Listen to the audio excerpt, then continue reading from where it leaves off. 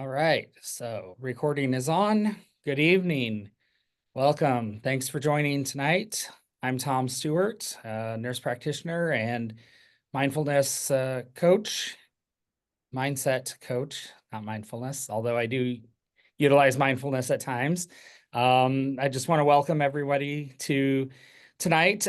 Tonight's about learning about building resilience, both how to work on building resilience and reasons why it's so important to increase your resilience to things, to bad situations, because life happens and things come up constantly.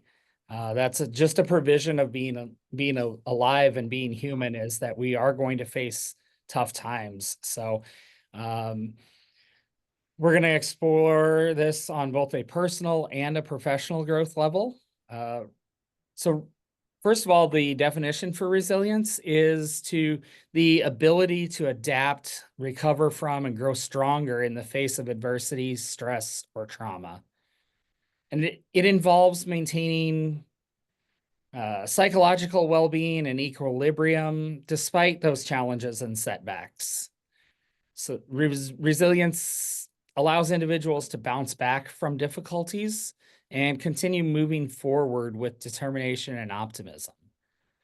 It's not a fixed trait. It's not something that you either have or don't have. It's something that can be developed. It's a dynamic process. It can be strengthened over time through intentional strategies and practices.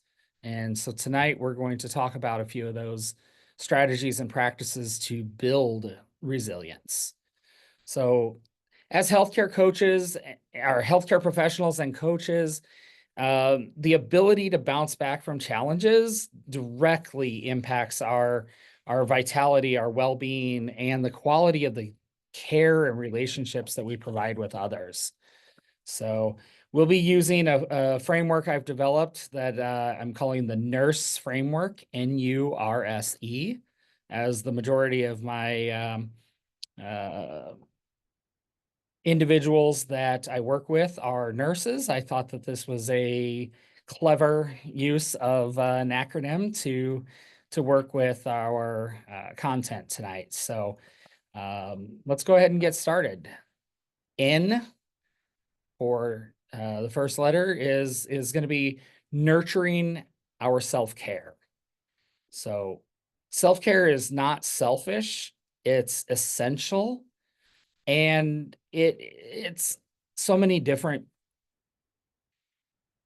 practices and ideas that we can utilize to take care of ourselves. And one of I've broken it down into 6 pieces at this point. Number 1 is our physical health.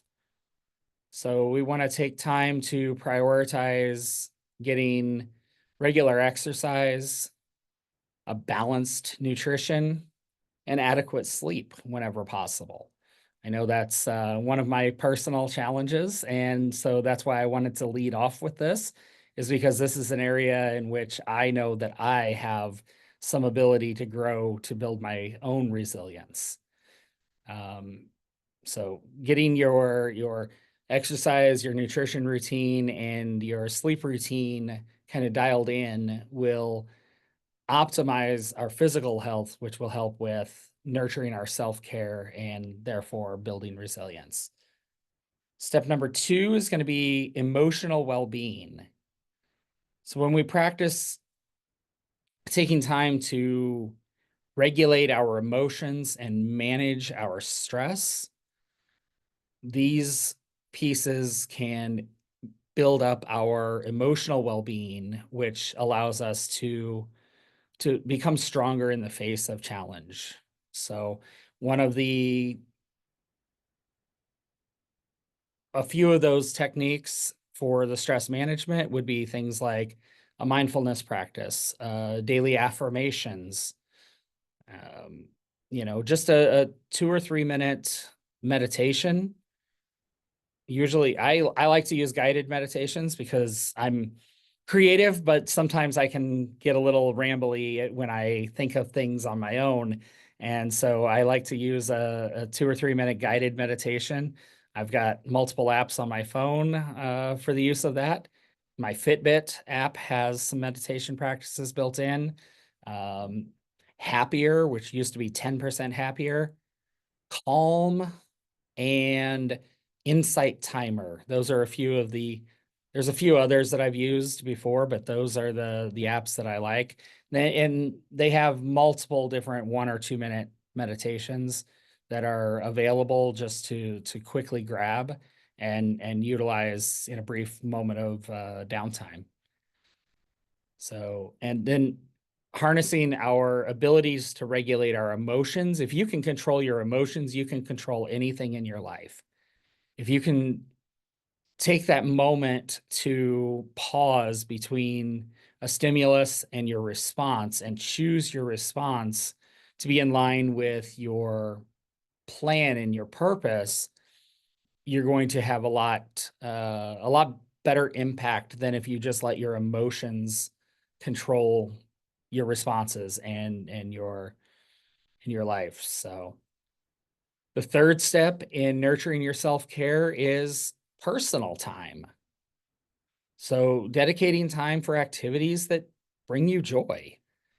You know, we are on this planet for a finite length of time. We're here for just, some would say it's just a moment in time.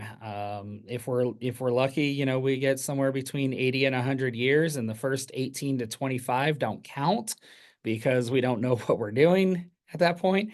So, you know, we have limited time on this planet. So taking the opportunity to do things that bring us joy and happiness and completion is a way of honoring ourselves and nurturing ourselves. So, step number 4 would be just boundaries, setting and maintaining healthy boundaries, both in your personal life as well as your professional life. Um, you know, personally, for myself, one of those boundaries that I'm getting better at managing within my professional life is I used to be the one to go in anytime somebody said, "Hey, we're short," or "Hey, we need help," or "Hey, somebody can't work. Will you work?" And I was there 100% of the time, you know, yes, yes, yes, I'll do it, even to my own detriment over and over. And so setting those professional boundaries, the last few months, I've been able to say, look, I am juggling so many different things that I will pick up when I can, but I am not going to be able to drop everything at the last moment every single time. It's fine to ask, but I am building that muscle of my boundaries to say it doesn't work for me at this moment. And personal boundaries as well become important because we need to feel respected and honored in order to feel good about ourselves. And in order to feel respected and honored, we have to have some personal boundaries and honor those and make people aware of them. Boundaries are not about what other people do or say, it's about what we allow. And like, for example, you know, my kid may yell back at me, and I don't love that. I don't like that. So one of my boundaries would be, instead of saying, "You'll never yell at me again," because listen, we can't control the actions of another. The boundary setting would be, "I'm not going to respond to you when you yell at me like this. I will wait until you can say it calmly, and then I will respond." And so that's a way of setting some personal boundaries, is when you're met with something that just is not something you want to tolerate, then remind people that you're not going to jump at the very moment that they say something just because they say it, but you're going to respect my boundaries. You're going to communicate with me in a way that I feel is more appropriate. So, step number 5 under the nurture of self-care is self-compassion. And I think that this is something that we all need to develop a little bit more. And that is treating ourselves with the same kindness that we offer to others. So I know that there's a big high likelihood that we will criticize ourselves for every little mistake that we make. And yet, if our friend makes a similar mistake, we may tell them, hey, just, bounce back, let it roll. It'll be okay. And instead, I'll sit here and criticize myself for days, weeks, months at a time if I don't interrupt that process.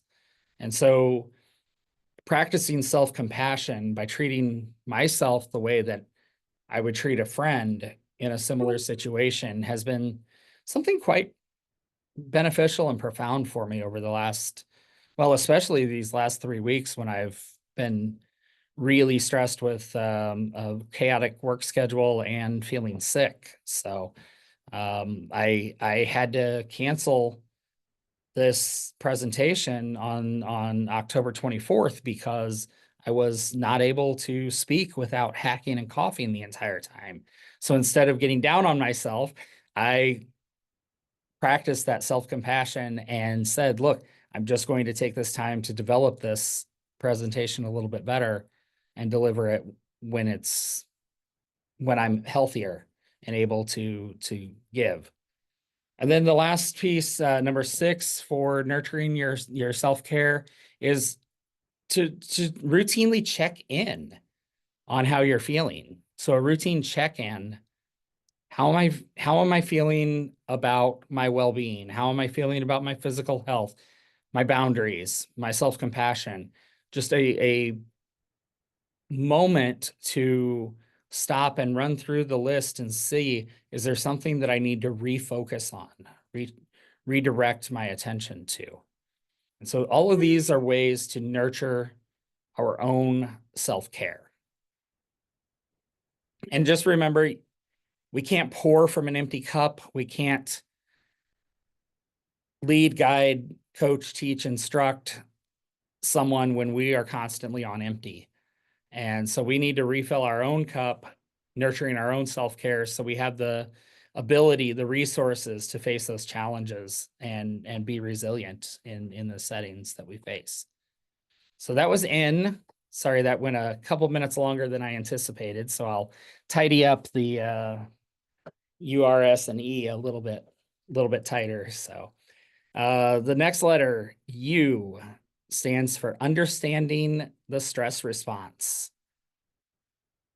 So knowledge is power when it comes to managing our stress. If we don't understand the background of stress, both its good benefits and its harming factors, then it's easy to just let it overwhelm us and overrun us. So first thing to understand in understanding the stress response is, what is our stress physiology? So the physiology is the body's response to stress, and it can be a fight, a flight, or a freeze. And some even add a fourth F, a fawn response. And so this is in the setting of an acute stress situation, our body tends to ramp everything up or completely shut down and freeze. So ramping up increases our adrenaline release, increases our cortisol, increases our stress hormones to give our physical body physical strength to flee or fight a danger. Because we humans, we're still animals and we're still bound by a lot of the evolution that brought us to being where we are today. And that is, in an acute stress situation, we may have to fight for our life or run and flee for our life or freeze and play dead, play possum. And then the F is fawn, and that is the last F is fawn, and that is when you just that one's hard for me to explain, but like go along with everything that someone else says, like really buttering them up and really like, oh yeah, praising them and honoring them in fear that they might harm you if you don't. So our body releases all of these hormones and chemicals to amp us up and prepare us. And it doesn't understand the difference between work-related stress and a tiger is charging at us and going to eat us for lunch.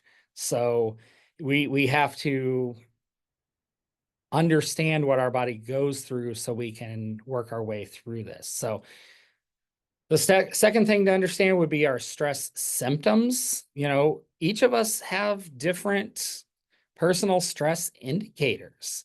Um, I know for me, I tend to, when I get super stressed, I tend to like forget what I was thinking and forget some of the patterns that I had planned to follow through on and kind of go into this like, I don't know what to do next mode.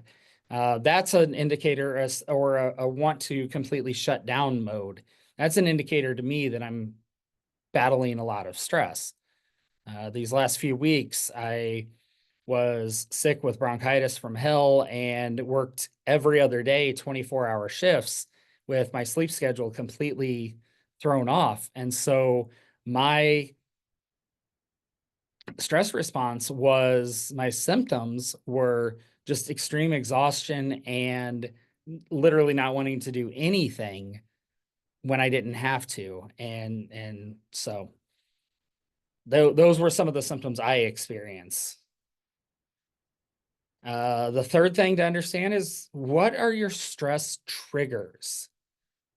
So this word trigger is kind of a touchy subject, but you know, what specifically triggers your stress response? And that may be different for you and me and your cousin and you know, your next door neighbor. All of us have different things that cause us higher amounts of stress and cause us to kind of overreact to those things. So one of my stress triggers would be, you know, just constant input from 47 different directions before I have a chance to address the first or the most important thing that came up. And so that is one of the things that I know that I can get triggered by. And one of the ways that I've helped to overcome this, I remember a few weeks ago, I was in a full-blown panic attack and I still don't know why, but I was. And bless her heart, my daughter got home from school and she was right there, right next to me and just wanted to talk and talk and talk and, you know, spend that time together. And I was on the phone with the earbud in to my wife who was on her way home from work. And I had to say, hold on, guys, hold on. Too many inputs from too many different directions, too much at one time. And I recognized that that was triggering my stress. And I had to just speak up. And I won't really say boundaries because nothing they were doing was wrong or a boundary that I was setting. It was just a momentary situation that I had to overcome. And so I was able to recognize that those constant inputs were one of my stress triggers.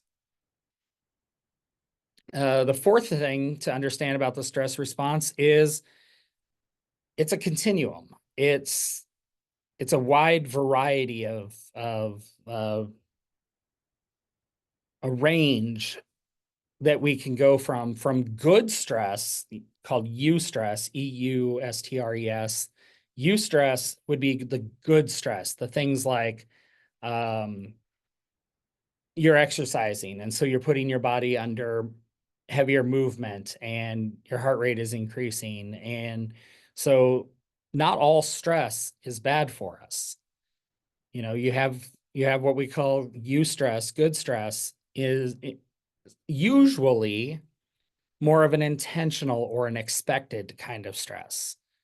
And then you have all the way down to absolute 100% crisis emergency happening at this exact moment, life or death kind of scenario.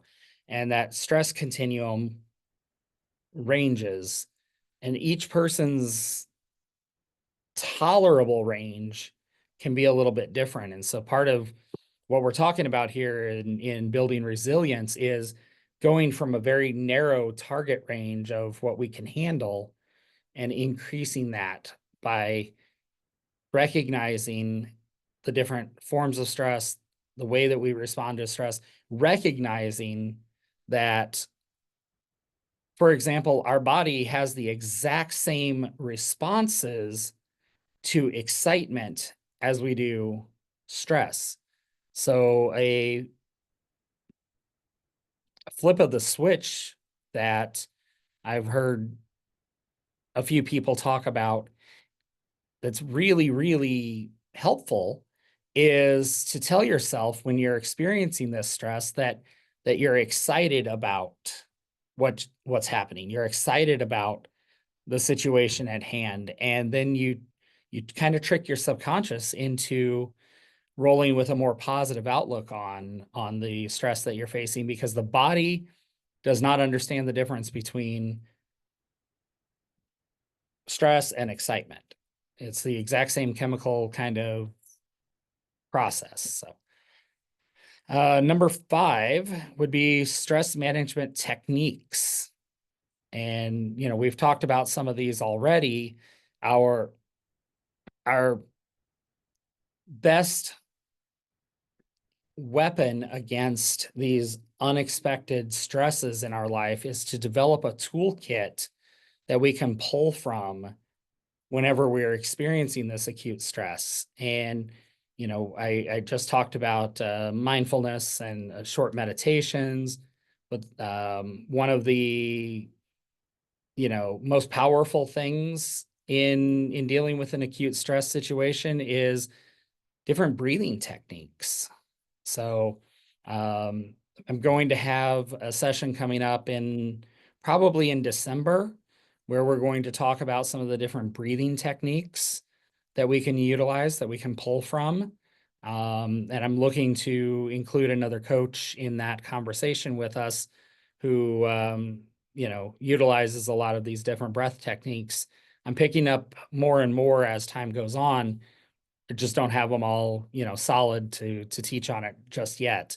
But just one tool that I've been using with my breath is by taking a deep breath in through my nose, holding for a second, sort of like breathing in for a count of 6, hold for 1, breathe out through my nose for a count of 8.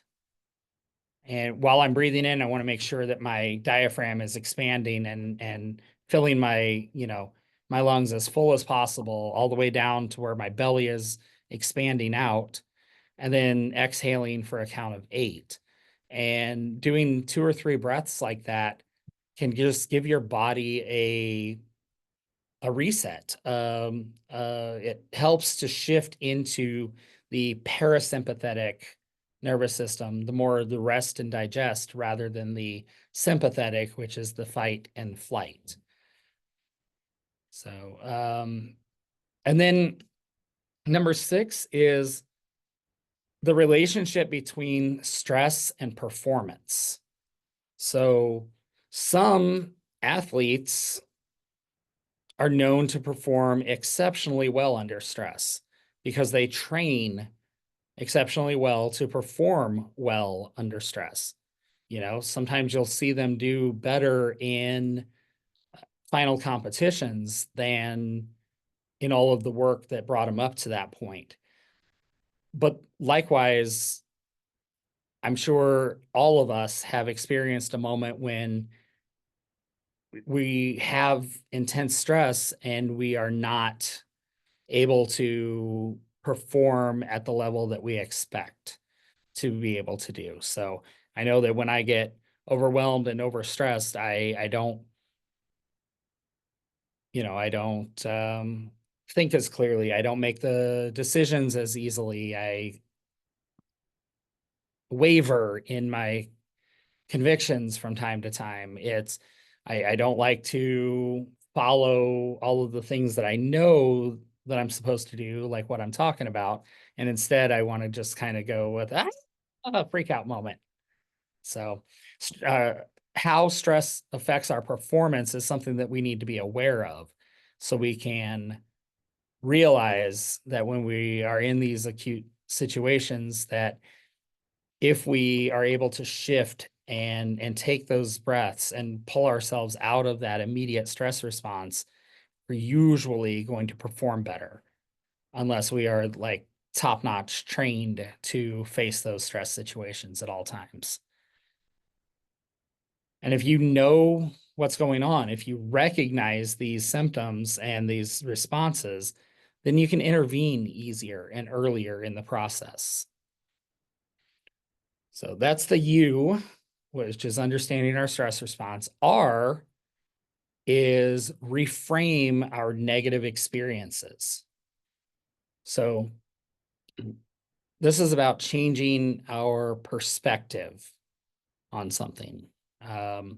One of the keys I've mentioned before that I've been utilizing an app called Heroic to work on daily self-care and daily personal development. And one of the keys in the whole philosophy behind that app, Heroic, is that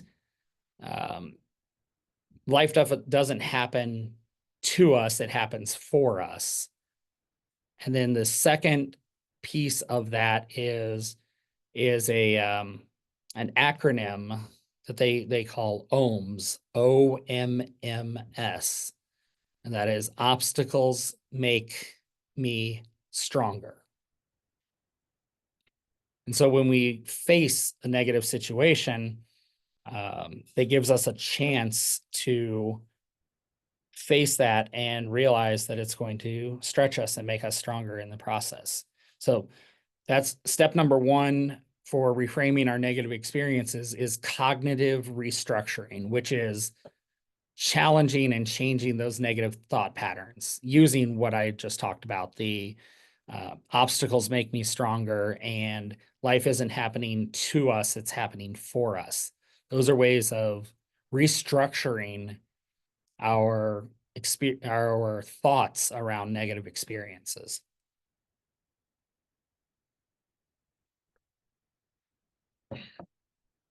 Part number two is making sure that we have a growth mindset. So there's a lot of talk in the positive psychology literature about the difference between a growth mindset and a fixed mindset.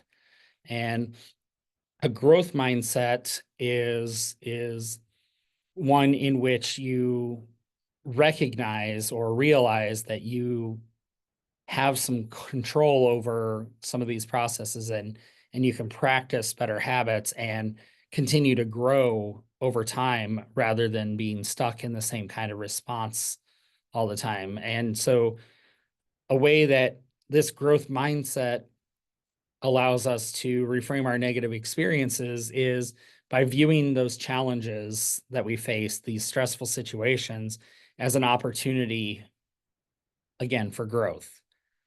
So this and the cognitive restructuring kind of fit that same philosophy of obstacles make me stronger and life is happening for me, not to me. Part number three would be positive self-talk. So transforming our negative self-talk into positive self-talk or positive affirmations. There's a lot of information out there about affirmations and their validity and their power. Clearly, if you only say the words and don't feel them, think them, believe them, you're not going to have as much benefit from an affirmation practice. But if you really embody that positive self-talk, those positive affirmations, then that by repeating these over time to yourself, it helps your subconscious pick up on that this is what you really feel about yourself. And then you'll be more likely to see and find those aspects. So some of the positive affirmations that I use is that I'm capable and I am enough. And so, those two things, growing up, I never thought I was good enough or smart enough or, handsome enough or whatever. I was never blank enough. But one of the positive affirmations that I've really latched onto lately is the simple I am enough. I'm enough for me. I'm enough for this world. And I may not be everyone's cup of tea, but I am enough in who I am and what I am. And so it took a while of saying that before I really felt it and believed it. But it is, one of the ways that I increase my resilience. So number 4 on reframing our negative experiences is learning from our failures. So learning from failure. Failures are a stepping stone to success. They are necessary in order to learn what isn't right for you so you can refocus and retarget and reapproach. And Thomas Edison failed nearly 10,000 times before creating the light bulb.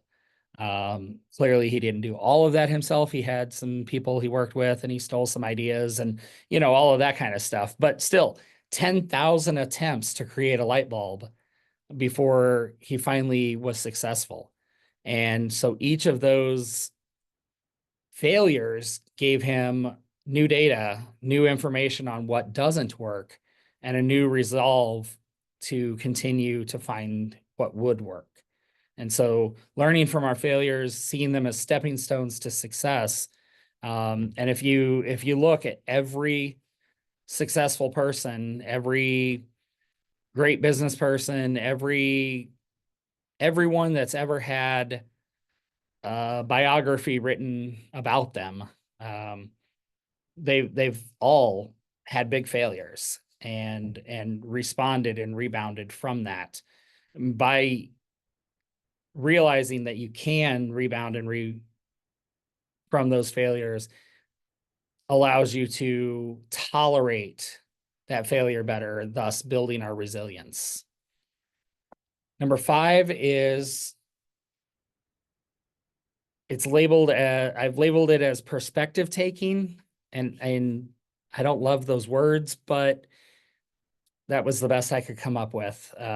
Perspective taking, and that is seeing different situations from a multitude of angles, from different points of view.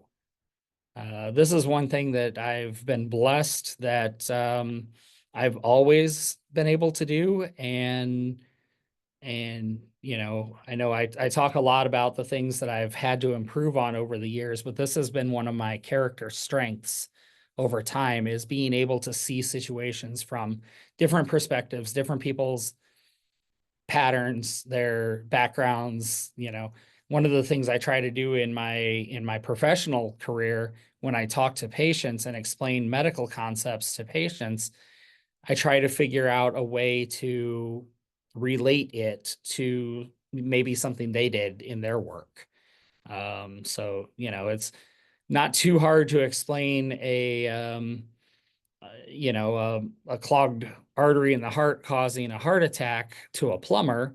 That's a pretty easy way of, seeing their perspective and explaining it in a way that they can understand.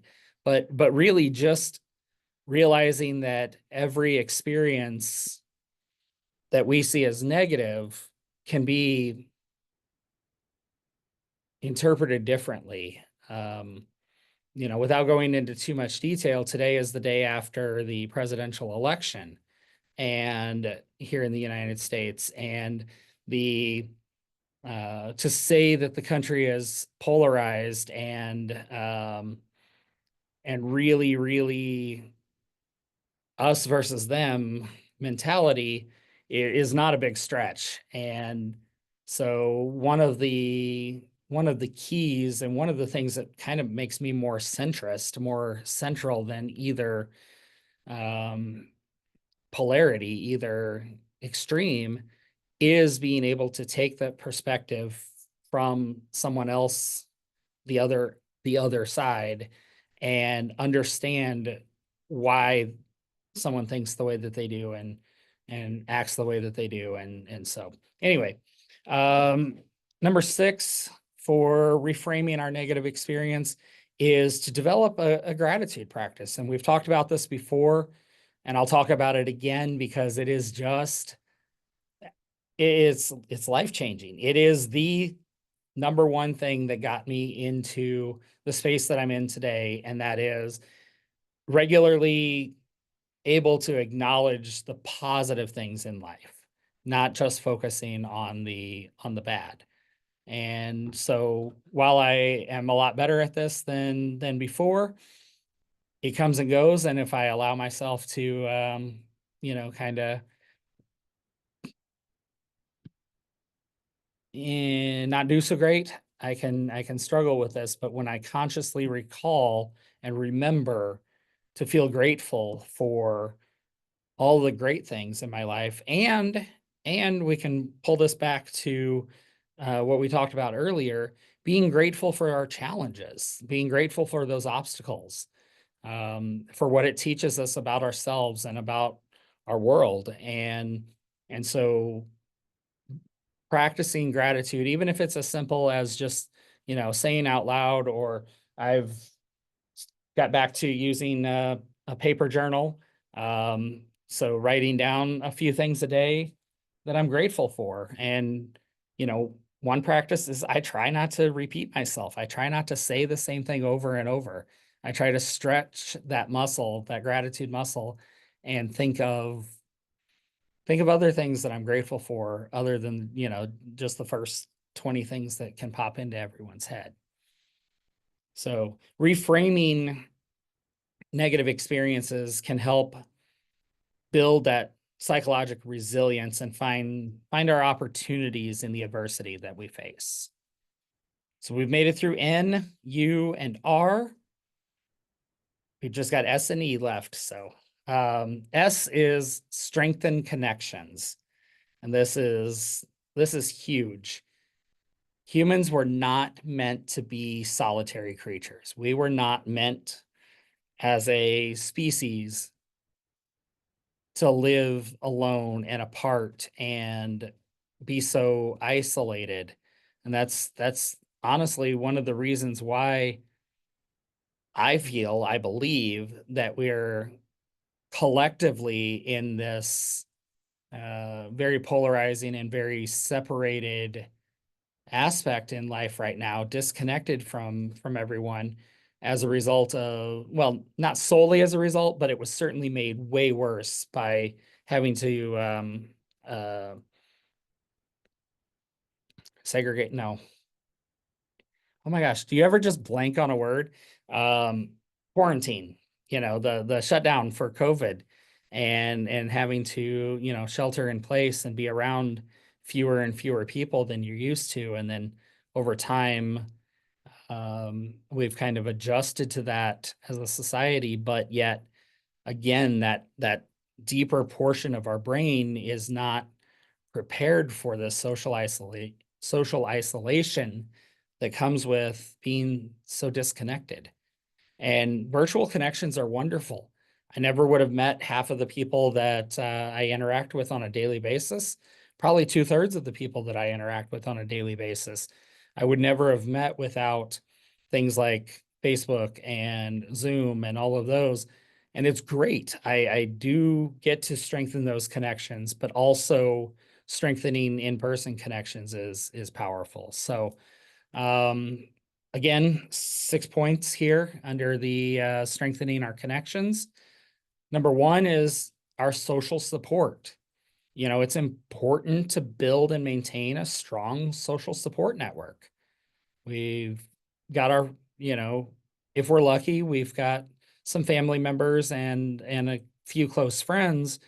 And sometimes we don't have a lot of family. Like I've only got two surviving relatives on my family that I grew up with and really interacted with. I have another side of my family that I have limited interaction with.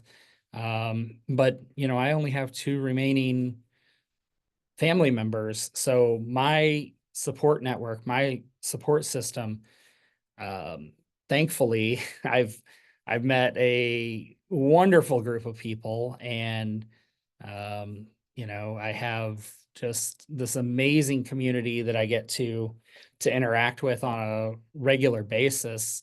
Although I have missed out on the last few weeks, and I hope they still accept me when I'm able to rejoin. But it's building that support network allows us to build our champions. It gives us people that we can reach out to, that we can say, hey, I'm having a tough time, or celebrate our wins with. And that is an aspect of human development that is sharply different this century than what we've been accustomed to. And I think that that's a huge portion of the increase in mental health concerns over the years, and the accelerating pace of that is from disconnecting from our social connections and our close friends. Part number 2 for strengthening our connections is active listening. So most of the time, in most conversations, most people listen just to respond. We don't even necessarily process the words that we hear. We simply wait for the pause in order to pipe up and say what we want to say.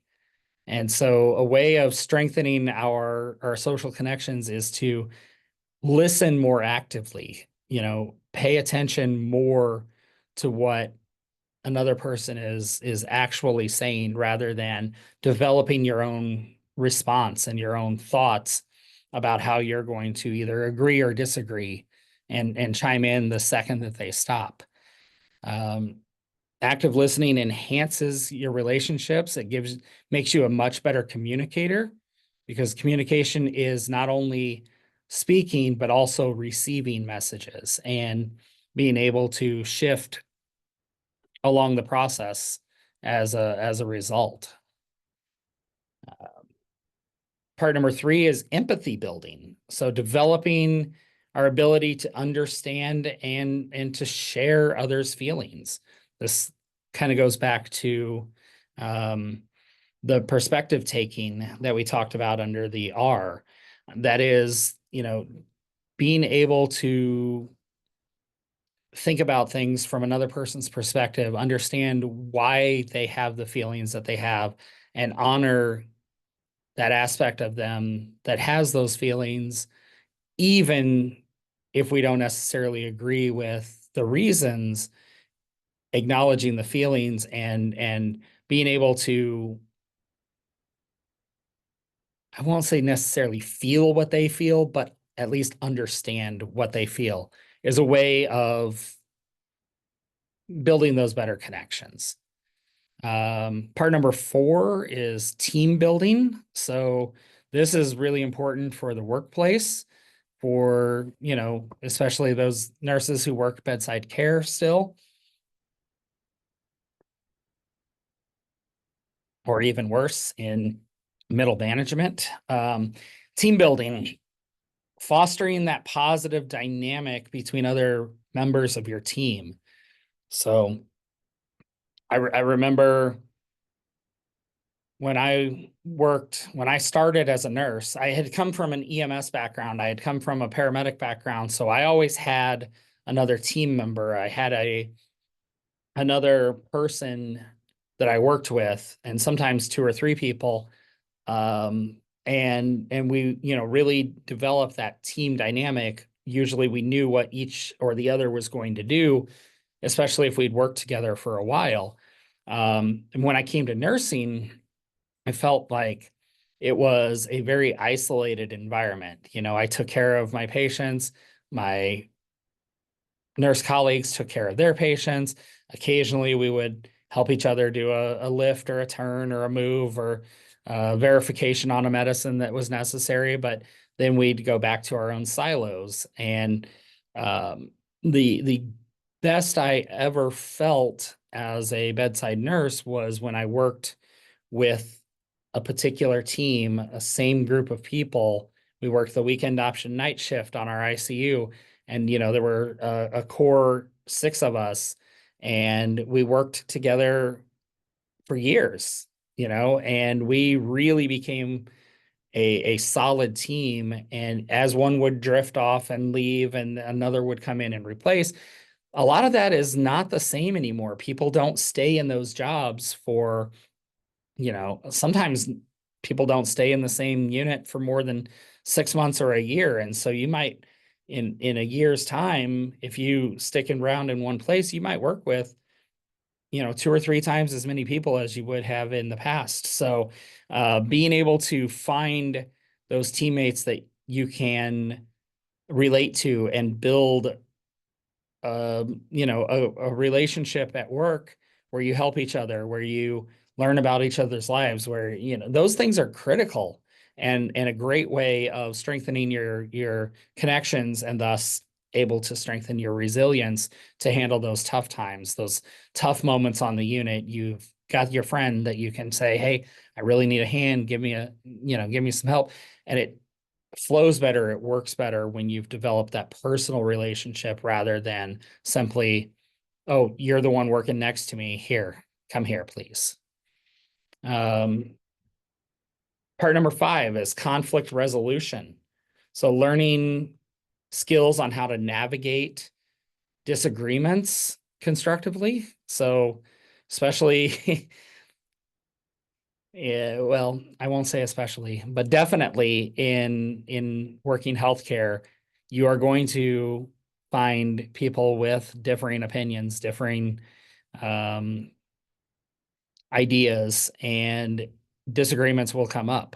But learning how to navigate those disagreements more constructively without yelling and screaming and hating people is very necessary and very powerful, and a great way of strengthening your overall connections and building resilience.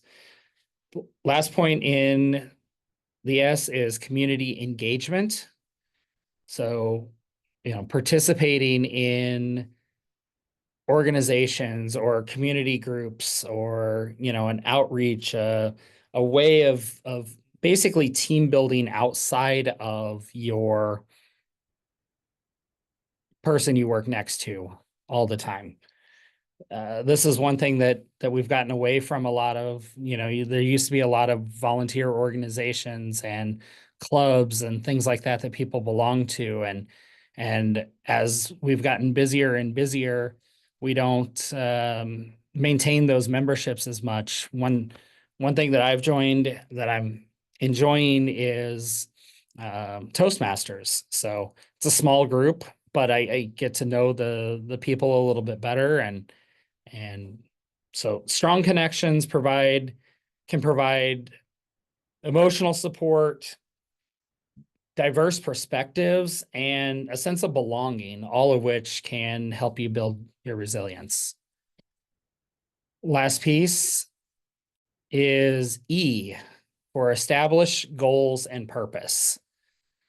And I almost wish this didn't fall as the last letter, because I think it's one of the more important pieces that we can do, is to establish our purpose and our goals to give ourselves direction to work on our resilience building efforts. So I'll run through this a little quicker. If anybody has any questions, feel free to reach out to me. I'll gladly expand on this.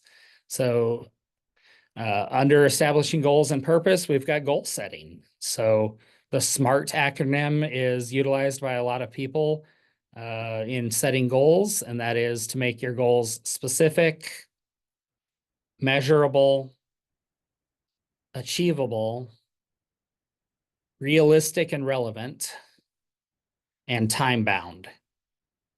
So that is one way of setting goals, and I can give some examples later.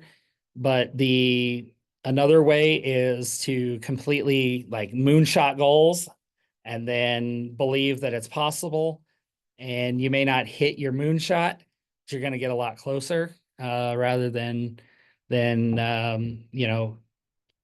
sometimes when we set SMART goals, we set them a little too small, a little too easy to achieve because we like to hit that checkbox and say we did it. And we can miss out on a lot of opportunities and growth. So I have I hope to have a full session on goal building, some goal workshop. So we can talk more about that later. Second step is finding your purpose.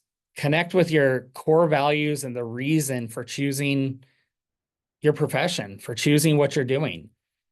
What is the reason that you get up and you go to work or you get up? What is your reason for doing this thing we call life? And so, in all aspects of our life, we can have different reasons, different purposes. But I think that, especially when we talk about our work, a lot of us have lost our purpose in our work. We've come down to believing that work is simply the time that we clock in, bear whatever trauma we have to face, and then clock out. And we believe that our purpose is to suffer through that to get a paycheck. And I found that when I shifted and my purpose became to find at least one person per shift to connect with on a deeper basis, it allowed me to shift back into, these are humans that I'm taking care of that are facing situations that they weren't expecting or weren't wanting to deal with. And it really gave me a lot more resilience to be able to handle the bad attitudes, the increased demands, the frustration that comes along with it. Number 3 would be, under establishing goals and purpose, creating a vision board. Again, I'll talk about this more when I go into the goal setting session, also either later this month or in December. Number 4 would be being adaptive with your goals, being adaptive with your goal setting, being flexible and willing to adjust your goals as circumstances change. Sometimes we can set a goal and become so short-sighted on making sure that we check off that box that we don't even realize that we're chasing after something we no longer feel connected to, drawn to, in alignment with. And so being able to be flexible with our goals and adaptable as circumstances change can help us build our resilience. Part number 5 is celebrating our small wins. So tonight I'm going to celebrate the win that I got on here and presented this information. I worked hard to develop this framework. I really expected to deliver this a couple of weeks ago and it didn't happen. But today I'm celebrating and acknowledging my progress in that I was able to do this. So, and then the last thing under this is legacy thinking. So considering the long-term impact that you want to have. If I didn't have that long-term goal of wanting to help nurses and other folks develop their personal growth, then doing these sessions would be pointless. My impact that I'm looking to have is to help somebody else grasp onto a piece or two of this and begin to make small adjustments within their life to improve it. And then that will snowball effect into, then they may reach somebody and then they may reach somebody. And the long-term impact is something I've become more clear on. I still need to develop just a little bit more tweaking in my goal setting, but it is not to host a Zoom call. My long-term legacy thinking here is that somebody is going to watch this replay and connect with something that I said and make a change within their life that will blossom into them feeling better, doing better, living better. So having said all of that, having clear goals and a sense of purpose can provide motivation and direction, especially during challenging times. So to wrap up everything, remember, resilience is not about avoiding stress or challenges. It's about being able to adapt to that stress, find a way to bounce back from setbacks along the way. Any questions? All right. I want to thank you for joining me. Please reach out to me if anything that I've said you want some more clarity on, if you want to have a conversation about something that came up, something that you felt good about or weren't feeling you were doing the best about. So I'd be happy to sit down and have a conversation with anybody, telephone, Zoom, in person if you're one of the people around me. I love having conversations. I love helping people feel better, live better, do better.